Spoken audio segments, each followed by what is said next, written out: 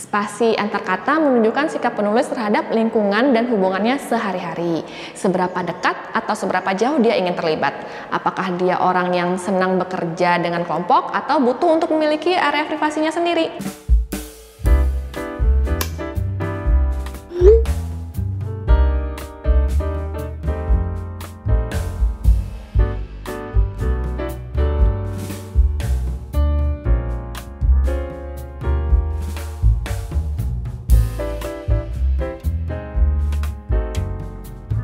Halo, kembali lagi dengan channel Grafologi Indonesia. Pada video kali ini kita akan melihat kepribadian seseorang dari spasi tulisan tangannya. Nah, pernah nggak Anda memperhatikan spasi dalam tulisan tangan Anda dan bertanya-tanya apa ya maknanya?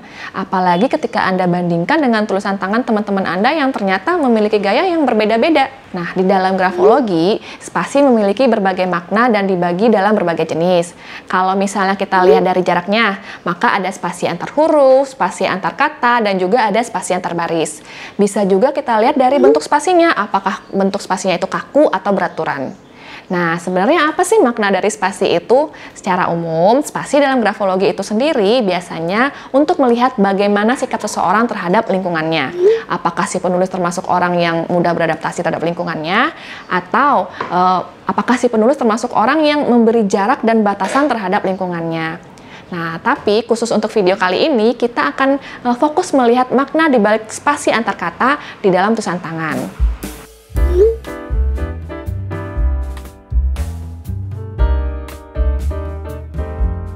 Spasi antar kata menunjukkan sikap penulis terhadap lingkungan dan hubungannya sehari-hari. Seberapa dekat atau seberapa jauh dia ingin terlibat. Apakah dia orang yang senang bekerja dengan kelompok atau butuh untuk memiliki area privasinya sendiri. Bahkan, spasi antar kata juga dapat menunjukkan tingkat kejernihan seseorang dalam berpikir dan kemampuannya untuk mengevaluasi. Intinya, spasi antar kata ini menunjukkan kebutuhan jarak yang dibutuhkan oleh penulis terhadap lingkungan dan hubungan sosialnya. Penasaran? Yuk kita cek satu-satu. Yang pertama ada spasi antar kata yang lebar-lebar. Kalau kita ilustrasikan, spasi antar kata itu menggambarkan jarak aku dan kamu. Maka ketika spasinya lebar, maka jarak yang dia butuhkan dengan orang lain juga lebar. Penulisan spasi yang lebar antar kata menunjukkan seseorang yang cenderung memberikan batasan dan jarak dari hubungan interpersonalnya. Dia itu tipe orang yang membutuhkan banyak ruang dari lingkungannya agar merasa nyaman. Biasanya orang ini ketika berinteraksi dengan orang lain juga gayanya itu lebih formal, bukan yang tipe-tipe hangat atau gampang dekat dengan orang lain. Dia memilih dengan siapa dia akan menghabiskan waktunya dan lebih mengutamakan privasinya. Ketika bekerja pun dia tipe orang yang senang berpikir sendiri daripada harus bekerja dengan banyak orang. Tapi di sisi lain, jadinya penulis dengan spasi lebar ini tuh memiliki kemampuan untuk berpikir dengan logis dan objektif dan melihat sesuatu dari berbagai perspektif. Nah, yang kedua ada spasi antar kata yang sempit. Itu kebalikan dari yang sebelumnya. Penulis dengan spasi antar kata yang sempit atau dekat-dekat antar katanya ini adalah tipe orang yang butuh untuk berada di dekat orang lain.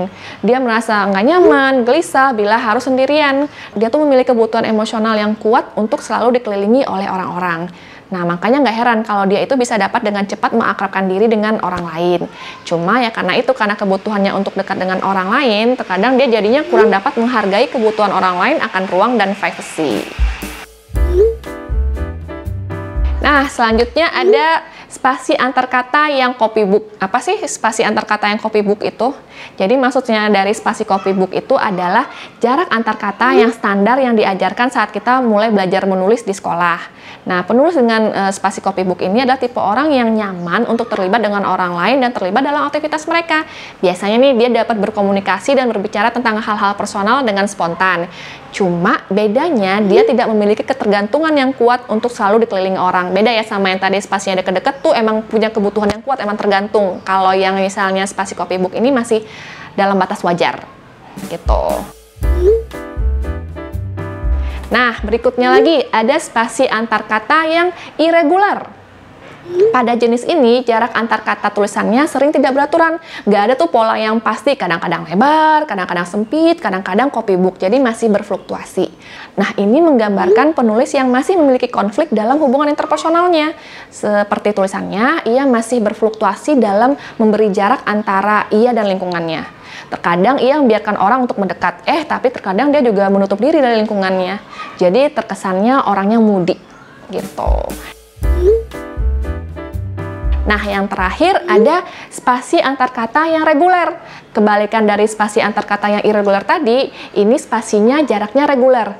Jarak antar kata dalam tulisannya konstan atau memiliki pola yang seragam. Terserah mau jaraknya mau lebar, mau sempit, atau copybook. Yang penting spasinya itu relatif konstan dan stabil. Jadi kalau dari awal dia adalah tipe orang yang tipe spasinya lebar-lebar, maka sampai akhir spasi antar katanya juga kebanyakan akan lebar-lebar. Maka biasanya penulis adalah tipe orang yang konsisten dalam sejauh mana ia ingin terlibat dengan lingkungannya. Ia tipe orang yang bisa ditebak dalam sejauh mana ruang privasi yang dibutuhkannya. Jadi orang sekitar ini dapat nih nebak apakah dia tipe orang yang senang terlibat dengan orang banyak atau tipe orang yang membutuhkan privasi gitu. Nah, sekarang yuk coba cek tulisan tangan Anda masing-masing. Jadi Anda tipe spasi antar kata yang mana nih? Nah, tulis di kolom komentar ya.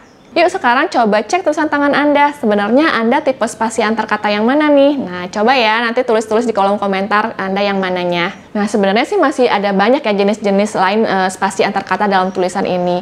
Misalnya nih, ada spasi yang tulisannya pada posisi tertentu saja menjadi lebar-lebar sehingga membentuk pola seperti sungai. Ada juga tulisan yang memiliki pola spasi yang lebar-lebar tapi tiba-tiba menyempit. Atau kebalikannya, ada yang spasinya biasanya sempit-sempit, dekat-dekat, tiba-tiba pada posisi tertentu jadi melebar. Dan masih banyak lain sih jenis-jenisnya. Mungkin bisa kita bahas di lain kesempatan.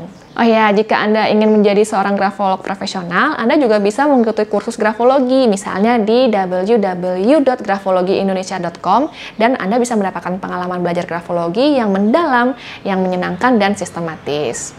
Baiklah, sampai di sini dulu video kita kali ini. Semoga dapat menambah wawasan Anda yang sedang belajar grafologi. Bila Anda merasa video ini bermanfaat, jangan lupa di like dan di share ya. Dan jika Anda belum subscribe, bisa di subscribe dan aktifkan loncengnya supaya Anda tidak ketinggalan info-info menarik lainnya. Bye-bye!